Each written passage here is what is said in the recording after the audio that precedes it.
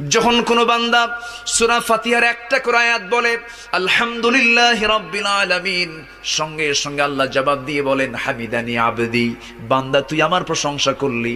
আর রহমানির রহিম যখন বলে আল্লাহ বলেন আসনা আলাইয়া আবদি। মালিক ইয়াউমিদ্দিন যখন বলে আল্লাহ বলেন মাজ্জাদানি আবদি।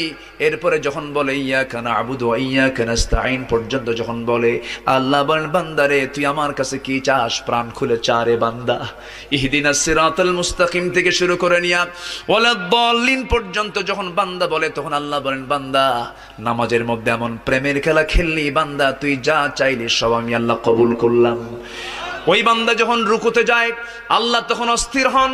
ওই বান্দা যখন সিজদায় যাওয়ার জন্য প্রস্তুতি নাই, সমস্ত ফেরেশতাকে ডাক দিয়ে বলেন ও ফেরেশতারা, এই বান্দাগুলো আমাকে দেখলো না, রাসূলকে দেখলো না, কোরআনকে দেখে হাদিসকে বিশ্বাস করে আমাকে খুশি করার জন্য তার সবচেয়ে সম্মানজনক